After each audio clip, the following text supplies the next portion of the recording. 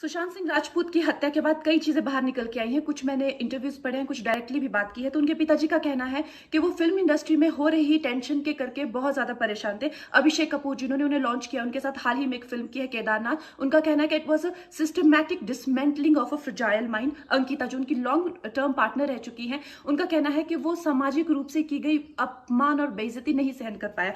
तो अब मैं आपको बताऊंगी कि मूवी माफिया ने ना कि सिर्फ उनको बैन किया था, सिस्टमैटिक डिसमेंटलिंग, कैसे कतरा कतरा करके उनका दिमाग तोड़ा गया है, उनको मारा गया है।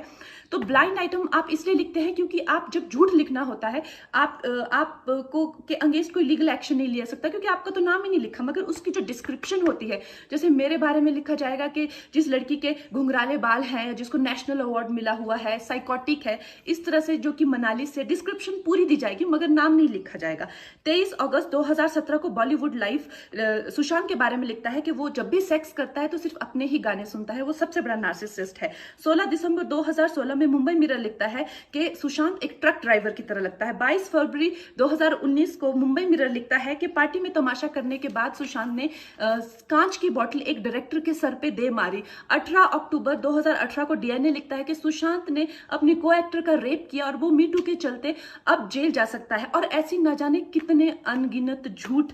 और ये जो बुद्धिजीवी जर्नलिस्ट हैं, ये जो चील कौए गिद्ध हैं जो मूवी माफिया के पाले हुए हैं, ये इसको मेंटल इमोशनल साइकोलॉजिकल लिंचिंग को जर्नलिज्म कहते हैं। मेरे बारे में आज तक जो भी कहा गया मैंने कुछ नहीं कहा, लेकिन जब एक स्वतंत्रता सेनानी के खिलाफ गंदगी लिखी गई, मैंने उस जर्नलिस्ट को कॉन्फ्रंट किया। आपको पता है उसी रात 4 सीनियर जर्नलिस्ट ने मेरे खिलाफ एक गिल्ड बनाई। ऐलान किया गया कि इसकी फिल्म को बैन किया जाए, फ्लॉप किया जाए। आपको पता 3000 जर्नलिस्ट गैंग अप होते हैं एक अकेली लड़की पर, उसकी इमोशनल लिंचिंग करते हैं सरेआम, और ये समाज कुछ नहीं कहता, कानून कुछ नहीं कहता है। मैंने उन पे केस करने की कोशिश की मगर 1 महीने बाद वो गायब हो गई, मेरी फिल्म रिलीज हुई, गायब हो गई।